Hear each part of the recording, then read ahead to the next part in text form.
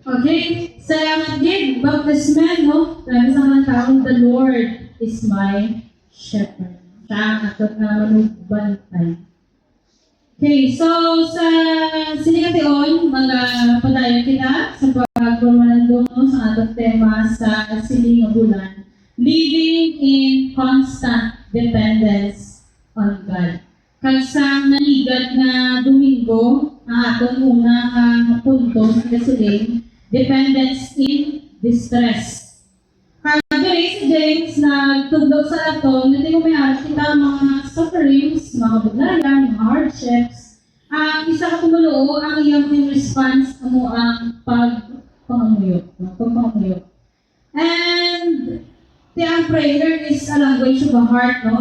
That nag-recognize na kinanglan naton ang Diyos na nagaganda sa kusog, sa kaalam, sa iyang grasya, no? Pero tinawag sa Ginoo para sa atong pagpadayon, para sa isa dugang naman nagdi, no, sa pagpalandong naton.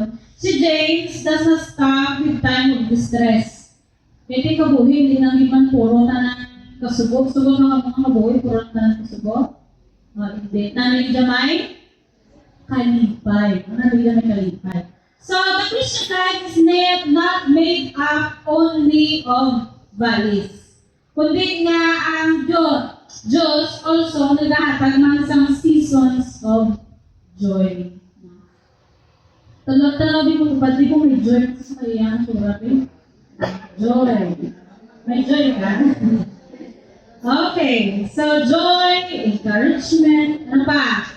Blessing, no? Kanabi ko ang mga seasons ng life, no? May kalipay, encouragement, blessing.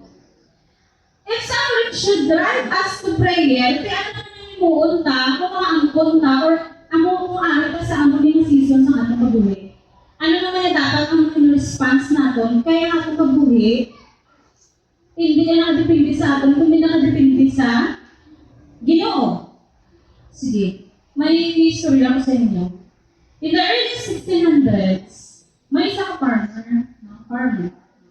nga nagpapangulit siya adlaw-adlaw. Kaya sa iyang ang unod sa iyang prayer nga, O Lord, posible sa ilang lugar, summer, no?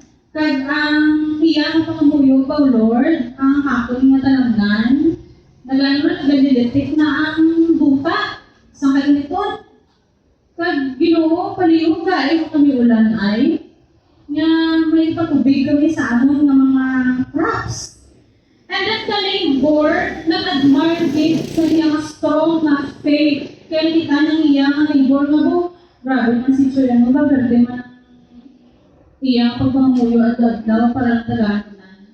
So one day, gisabat sa Ginoo, pagpamuyo sa sinyang farmer. Then the king finally came ko, pero tigil ang bulong sa ulan. Do swimming pool lang, no? Ang kalamnan, no? Kasi mga crops sa pagkalaya. So the fields turned green again. Ang magamay nila ng suba-suba na fields ng mananit ng mga tubig. No? Ang harvest is saved. So, nakita sa iya neighbor na pwede mo po ang mulis. So, nagpamangkot sa Maya. Now, when someone asked him why he said, I only go, kamala, no? Doon kamala pa, hindi ko sa imo sa mga dama, no? Nag-enjoy ko, niya. Pero nung maagawa ko na ano pang puyo. And then, nabasa isa nga, I only go when I need something. Mga nabasa ng partner. Then, the neighbor replied, so, nagpapamuyo ka lang? Nagpapamuyo ka? Ang mga nabasa niya na neighbor. And then, ang basang farmer, nag-post sa, nabalya, well, yes.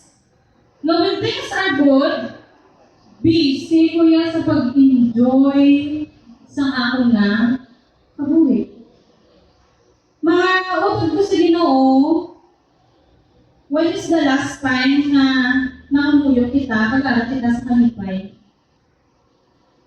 Or kasi, pero may ma-pray na kita, maistorya lang kita sa Ginoo kung nabudayan ka na. Kisa ito namin kung nabudayan ka, di ba palapit ka sa Diyos, pero ang kalipay lang doon ka kalipatan ng Diyos. So many people only know how to approach God in distress, pero nalipatan na kung ara sila sa tinatawag na kahamuyaan, kalipay, joy, encouragement, kung nag-enjoy some blessing. So, please, sa Tiago, correct yan, yung balance niya kasi sa pangnauna. It teaches that dependence on God is not only for hard times, but also for happy times. Are you happy today? Yes. Do hindi ba lang mo? Kapamahaw ka mo? Kung wala kang pamahaw, may kapigil sa likod. When we suffer, we pray, we are cheerful, we praise. Ang una tani, ang response ng isa ka, tumulo. Sige, ang mali ang pamangkot ko, is anyone cheerful today? Amen. No? Mga ulat ko sa Ginoo, kung ang atong nanging response sa distress, ang pagpanghuyo, ano naman niya dapat ang atong nanging response sa ginatawag na joy? So this brings us to our second point, dependence in distress, ikaduwa di dependence in delight. Dependence in delight. Ang immediate context ng James chapter 5, pinay naghatag sa instruction sa mga tumulood dahil sa tumulood ang iyang response sa mga various circumstances sa iyang kabuhi, amo ang pagpamuyo kung ara siya sa suffering, and amo ang paghatag sa pagdayaw sa Ginoo kung ara siya sa kalipay.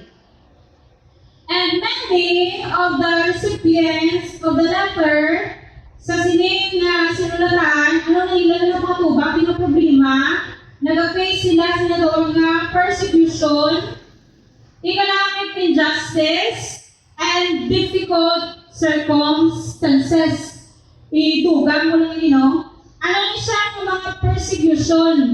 Ang mga tao during that time, sa kay James, ang mga Judeo were often expelled from synagogue. Ano ni synagogue? Ang mga yan pa rin, usapang sa atin, hindi na simbahan. Nga, kay ang pagtanaw sa ila, mga false ano sila? Mga false prophets sila, mga false teachers sila. So, may execution. Kamu ba, hindi pa simbahan, di ba, no? Sa dang simbahan, hindi na kung ano pa simbahan, hindi sila din na simbahan. O, doon ako sila. Ano pa? Family and community rejection. In Jewish culture, rejecting traditional beliefs about the Messiah often meant ang pag-disown sa iyong pagmanay. Hindi nila pagkilalaman. Loss of inheritance rights. Kung medyo may dawa-dawa ang pangbuhi, medyo may kaya-kaya, pag may arakasang palaman mo katon, inheritance, no? Hindi ka baton. Ano pag ginagawa ko ba ng problema? Verbal abuse and slander. In James chapter 2, verse 7, implies they were being insulted. Ano bang insulto sila? Sa ang mga early Christian, often accused ng being heretics. Ginabitray nila ang law ni Moses and nag-follow sila sa false Messiah. Ito yung mga Udeo, nagpapating sa subulan ni Messiah, wala ka nagari. Ano ba economic injustice? Siguro direct makarelate ko nila direct ito makakabog yung subong sa atin mo. This is one of the strongest, historical realities nga ito maka-reflect mo kita miski subong sa atin simpo. Ang mga wealthy landowners oppressing workers. Tingin ko dira, may mga kautangan ni poverty. And many believers, mga pigado, they often live sinatawag na day-to-day wages. Muli subuhan ko ba? Insakto lang din, pambakal bugas, sulodano. Ano pa? Legal corruption. Sounds familiar, no? Wealthy individuals could influence local courts. Nga miski nga nakasala na dito, hindi pa pag-i-execute o hindi pa pagprisuhon kay may kwarta. Pero kung pigado ka, wala kang protection eh. Ikaw ang ilang target. Ano pa yan? Difficult living conditions. Makalulo, ay mga pwestuhan, hindi sa inyo time. May mga famine pa yun, hindi nakatabo. In first century Judea and mga surrounding mga regions sini, naka-experience sila sa gutom. Food shortage, no? Ano pa? Pero di ka taas na tax. Taas mo yung tax? Economic strain on rural communities. Di ko makita ta, hindi matuod pareho subong ang atong napagpangabuhi, pero may similarities. No? May similarities. Ang pagiging, hindi lang nag-suffer ng church, external, kundi internal. Ano nag-suffer sa simbahan? Sa church, may aras ang favoritism na binigay sa mga may kwarta. Posible, ang mga mag-aano ng iguro, ang ginatagaan sa pribileyo, makambal, makapungkot kung may mga okasyon, ikaw ang pigado, daal niya. May nagkaya niya sa ibig magalong na tulad pinapaktis, no? But may alam ko, mga churches na nakatuan, na kung sino ang magdarangon, actually, hindi ba lang sinulatan, ang babawi ng part, ang muna din ang dimension niya na na kung sino ang rich, may kwarta, ang muna din makapungko sa lamisa.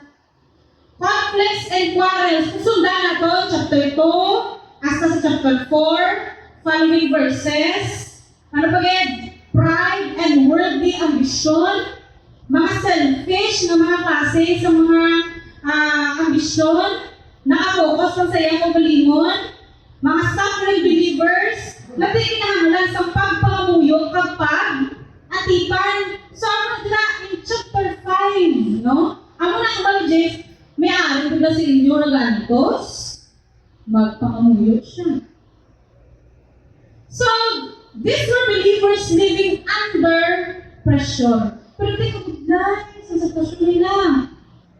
Ginareject sila sa parehos na nila. And into that world of pain and pressure, si Santiago does not first give them some political solution, but a spiritual one. Ano na yan natin ni Santiago? Bala, stay dependent on God in every season of life. Stay dependent. Hamala, in verse 15, is anyone cheerful? Let him pray.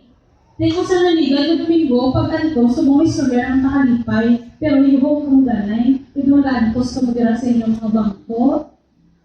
Okay. So, kung makita natin, si James, James is concluding his letter sa isang practical na instruction para sa mga tumuluho. Notice, ang verse 15, no? Hamala, when suffering, pray, when cheerful, sing praise, ang mga balya. So, si James does not give sa third option, kung sabihin, ang mga tumuluho, mga independent sa Diyos. So, whether life is painful or pleasant, dapat ano mo focus sa Diyos gihapon. Ang proper mo focus sa Diyos sa gihapon. So, understand because ang natural tendency is often opposite. Pwede, hindi man tanan, kaya wala naman gina-general. Pero sa tuod lang, kung ara tuod sa kalipay, sa joy, sa blessing, oo, mapasalamat na sa Ginoo, pero sa tuod lang ida. Pero ito, kalipatan, hindi. Nakalipatan, hindi. Si James get correct yun eh. So James correct this tendency by teaching that both sorrow and joy, di kaya kung palapit, sa Diyos. Sa Diyos. Sige, tagtutag lang. Ang cheerful ng word, no? Ang cheerful ng word, ang iyan na original ng Greek is euthymio, no? Euthymio. Means more than momentary happiness. More than. Gina-describe niya that a heart that is discouraged, confident, and in good spirit. Kakali nyo, in word na cheerful, same siyang word na gin-use in ancient world na kung sabihin ang mga tao nag-antus. See? So, miski ka sa sorrow, ka sa joy, mangyayari ka? Cheerful. Cheerful. No? So, si James is therefore not merely talking about someone na nakabatong sa bunyo, sa sining adlaw, pero, doon ay pinag-describe niya na isang natutuloo whose heart has been lifted by God's goodness and grace. So, if God has encouraged your heart, ano yung response? Ano yung response? Start with letter W. Worship. Pagsimba. Ang muna tani, ang muna response natin. Sige, kadutan, parang mas maintindihan na pagid. Ano yung mga cheerful moments na na-experiensyahan sa mga religious Christian? O sige. Ang inyong mga cheerful moments, ano ni? Meron sila sa relief after deliverance from trouble. So, mga ko sa Ginoo, ang isa ang mga tulo dito, nagkakalipay sila, cheerful sila, every time makasurvive sila sa mga persecution. Kag maka-escape sila sa danger.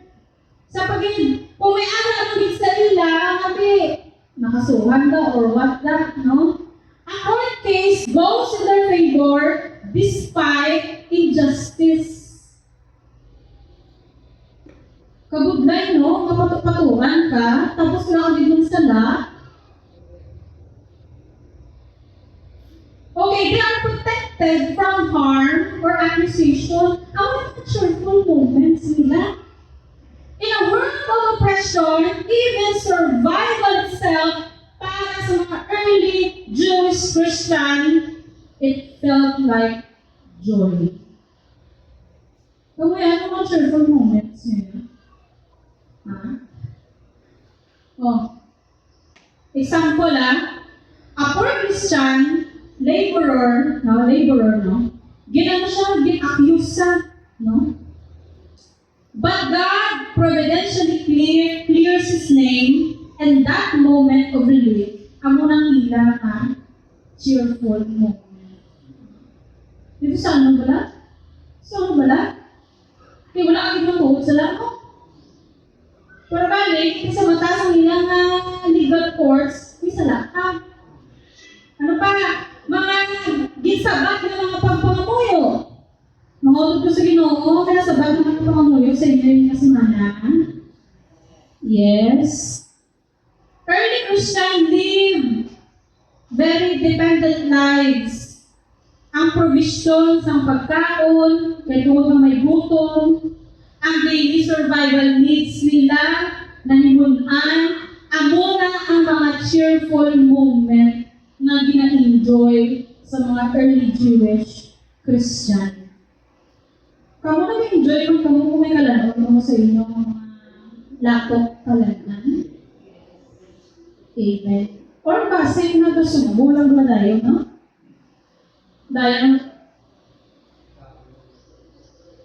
agad ko matuldanay pa siya mga muyo, no?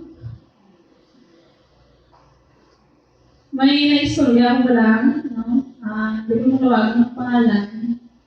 Pero mabatian mo kasi kung balat naman siya. Pati. Kaagis lang, wala sa hindi pa pa niya po, kaya wala sa niya namuyo sa ina. Kisa wala, ang mga magagmay man or madagko kabugay natin sa aton, dapat cheerful kita. Cheerful kita. So this kind of joy, born from dependence, being met by God's faithfulness.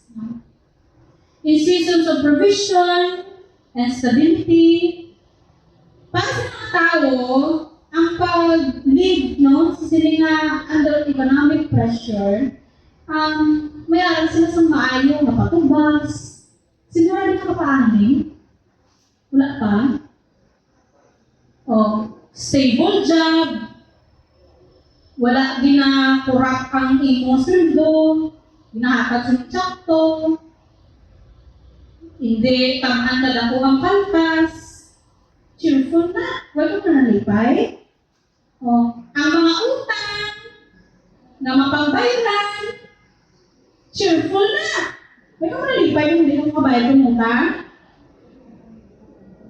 Manay kung utang liwat. Sige. In the ancient world, these were not normal comforts. Para niya sa iba ng mga Hodeo, para sa atin, magkakabili mo lang na. Pero para sa mga Kristohanon, cheerful na mga moments para sa ila. Encouragement from the church communities. So si James' audience was part of scattered congregation, no? Kung makita natin, miski nga may execution sila, may exclusion sila rather sa church, no? Makapalayo sila yapos ng simba sa Ginoo. Kung kaanad ka pala, nasa physical church ka nagsimba, and then isa ka Sunday, 2 Sunday, 3 Sunday, 4 Sunday, kaya pa na, hasta 4 ka Sunday. Mabudlay ang pag-ulit sa Ginoo. Mabudlay ang ginatawag mo ng worship. Kaya mo na ako, bumalay mo, mabutin mo. Hindi mo itanaw mo na, ito yung kabuhay nila, wala ito silang physical na building. Posible naging tipo lang sila.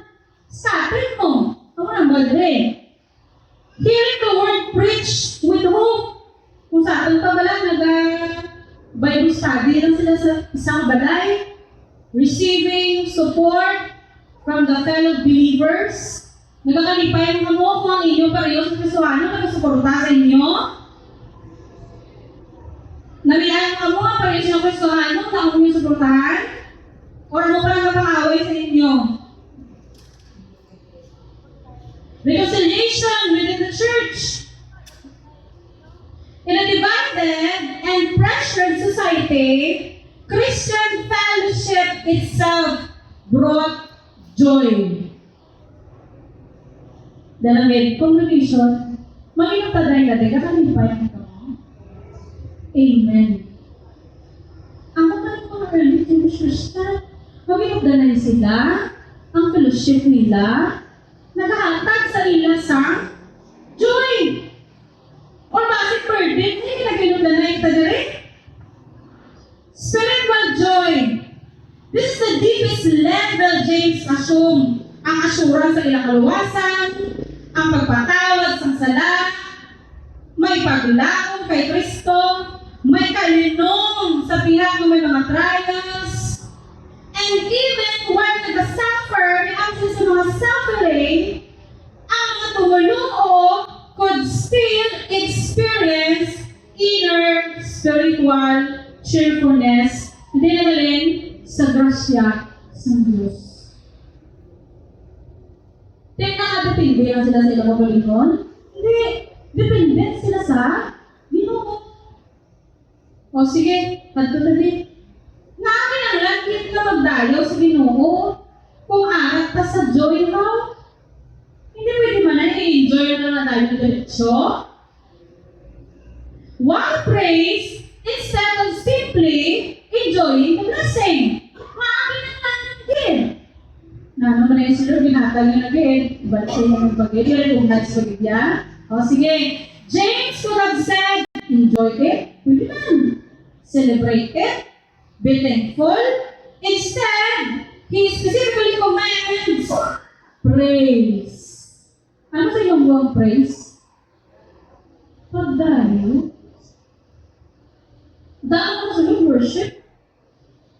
Because praise, ano ang ginaibog sa praise na po sa kaswanon?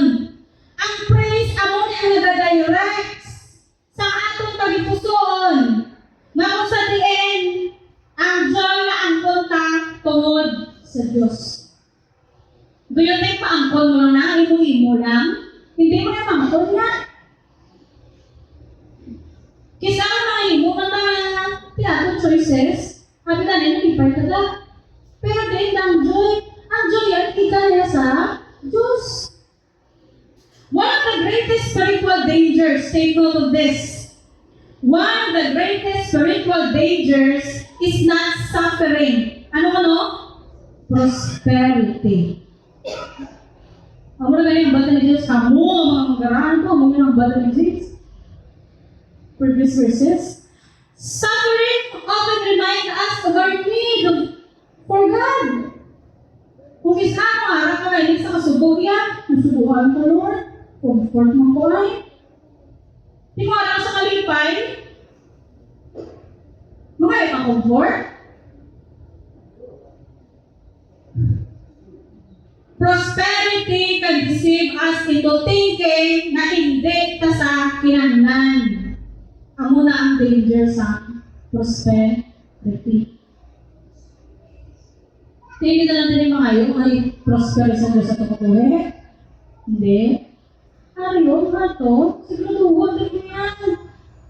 May kwarta ka man, wala ka ng kwarta, nakuman balay mo, kamay ng balay mo, may salakyan ka man, wala ka ng salakyan, siguraduhan mo gid, makimot ka nga heart, insakto na.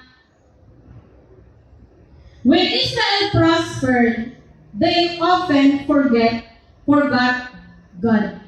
Pero hindi sila nakalipat. Pero hindi kayo siya mga Israelites. Pero hindi kayo nakapasok si Moses. Kita mo si Moses, ang saka ang tuloy sa sayo. Ay, pagbalik ka po. Nag-party-party na sila dayon.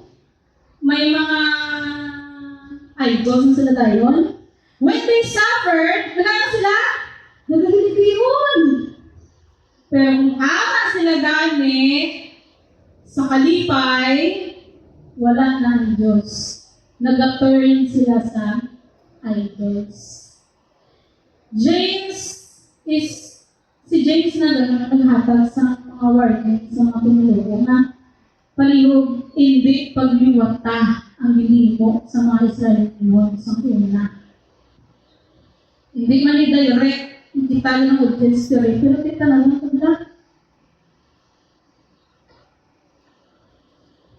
So, a habit of worship. The command, no, ang original word there is plaleto. Plaleto, rather, sorry. Is in the present imperative suggesting ongoing action. Si James is not commanding a single song. Matay kung makabatong kabugay, sige, makanta lang po, praise the Lord, okay na. He is calling for a lifestyle characterized by praise. Mga utot sa Ginoo ang dire ang sinin. Keep on praising. Continue singing.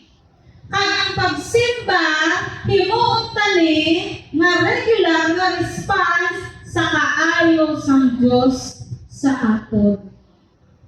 Namian ko ginasa kanta nga goodness of God. Gakonek mo pa sa kanta. Kisa bala kang makanta ng datoon pero nagkasimba mas makanta. Hindi man perfecto may mga manong kanta dere. No? baon si Don Moe, yung singer tayo. Makang gilusong na tayo pa siya worship. Pero talagang tayo natuwa, hindi naman maalo, no? No, dito sa Ginoo, nakakanta ka, paliwo. Tayo nagsimba, makapagod sa pagkanta, no? Joy should produce worship as naturally as suffering produces prayer. Sige, mga sa Ginoo, isa pagid. Si James, wala din nagambal na mangin guilty kita, no? Kaya nabatsag kita, kalipay, kaya kung binaangkol kita, hindi naman sila na i-ignore ang atong emosyon. Pero dire, si James na natudlog sa aton, nga isa na tumuluo, dapat, no, na-sanctify ang iya nga emotion. The Christian does not suppress joy. He directs it toward God. Ang imo nga joy, hindi na nakapoint sa Diyos. In other words, the world enjoys blessing and stops at blessing.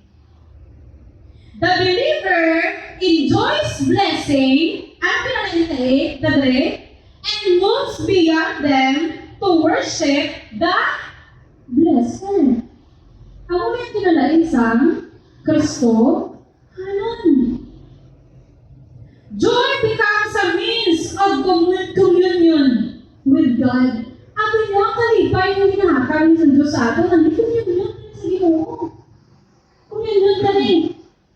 Sige, di ko i-connect ka rin, no? Sa entire letter ni Santiago. Sa bagay, verse 13, parang may pinapang Sunday. This command is actually the culmination of them, no? Ginambal rin sa James. Kag hindi nag-emphasize, no? Sa kabilugan ng epistle. Okay, James chapter 1, verse 17. Haring nabala. Every good gift and every perfect gift is from above. Halin sa dalo? Halin sa right? Halin sa left? Hindi. Above. Above means halin sa Diyos. If every good gift comes from God, then every good gift deserves a response of praise. Deserve a response of praise. Galing sulit. Isa kita pa yung kambal, deserving ko niya. Deserve ko niya. Ano pa, hindi ka na makapraise kay deserve mo. Sige. Ang i-mention na rin na cheerful moment sa James, hindi man sila nga arabang nakabaton ka sa millionis. Pero kaya, praise the Lord. No? Sige. Nakaangkon ka mansion, nakaangkon ka luxury car, ay mga simple lang ang kumalit ng mga cheerful moments, pero ngayon sila, cheerful sila. Parang mention din mga tiniong sa kabuhi. So sila nga mga Kristohanon, pati sa araw sila sa komportable, no? Ang ilang response, amo, ang pagdayaw sa Ginoo. Pag sila ang mga tinion, nga atong inaka na angkol, ilaman lang na angkol, no? Sa mga Jewish Christian, kabayan na, kung i-apply natin sa atong kabuhi, ang atong na direksyon, nakapunto man sa Diyos. And instead of boasting yourself, ano mo, no? Worship ka sa Diyos. Ano na yan? Ang pinakaraming na response, ang pagsimba, ang pag-praise sa Ginoo. Kaya, those praise becomes an act of humility. Humility. Pag hindi nagka-acknowledge na, paliw basa, I am blessed. God is gracious. Ano mo? Gracious. From the word grace. Ano sa inyong buong grace? Gracia. Ang grasya mo ba yan? Ha? Hindi. Ang grasya Di na lang. Basta grasya, no? Nakabuhay naman kita sa grasya. Kung wala naman kita grasya, nakabuhay naman kita sa grasya, kung wala grasya, ang Ginoo, ano ta? Disgrasya. Disgrasya. Ito yung grasya mo. Sige. Dali ko matakot ba? Dali ko matakot. Sorry, ano ang dali? Parang hindi ko ito. Ang istorya na ini, nanunod sa paka at sa pispis. Si paka at sa pispis, may buhay din sila. Si paka, dinagay sa tubig, sa duta. Si pispis sa babaw, patupad, kagoy. Sa isang adlaw, si paka, kita si pispis. Ako namin, sa lupad-lupad, pispis na sa babaw. Pag panahon ni pispis, sabi niya, pispis, pwede. Huwag doon mo sa babaw. Manabalik ka. Wala ko pwede, pwede. Paano? Pinangisal sila. Nangisal. Nakakita si pispis sa amin. Amo ni pakao mo niyo. Ang imuon mo. Makagat ka sa lipa. Kay ano ko ang lipa kag idalod ka pababaw. Pero makagat ka din mayuha kay kung hindi ko ay makagat mahulog ka gid nang balang. Pero ito na nagkagat ang pakak sa lipa. Nakagindala siya sa babaw. Pataas na pataas na pataas. Nag-ipansang pakak kung ano kanami ang aga sa babaw. Nakita niya kung ano kalapad ang nakita sa pispis. Naman siya ganyan kung ano kanami sa hangin. Tuwing guys, sa kinakapaglupad-lupad, may hara sa balong na ilaga. Mabasa ilaga, hala, may baka nagalupad. Ang mabasa ilaga. Bong, pero tingin mo maligpas sa pagkahagalupad ko ya, wala na galupad. Hala, galupad ang baka. Pero tingin mo baka ba, galupad ba? Malang basang. Ilaga. Agoy, mabasa ang baka. Ako kayo na! Kaya natulog sa paka? Hulog ka? Paka! Mga experience story, ano ko niya ito, pero kung hindi kita humble enough sa mga cheerful moments sa ito sa kuli, ano yung natulwa? Discretion it. Ang ato nga paka, nalipat sa, nakadepende sa lipak sa pispis mo. Ang iyang buhi. Hindi kayo nagbusa. Huwag siya nagpabili ng bol. Pinulog siya, discretion sa. Sige. Takpan ka na Okay. Halitandaan pa. Prayer is the language of dependence and adversity. Tandaan nyo na.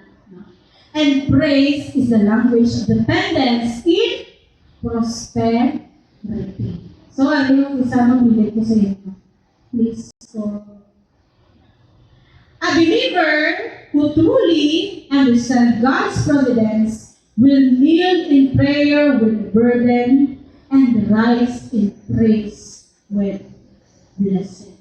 Kabay mo, utod ko sa Ginoo, sorrow mo na, joy mo na, atong experiensyahan. Duwa lang ito. Mamintay isang kapag itong response, balik, ito niya po sa Ginoo. Kabay ang Diyos mo pa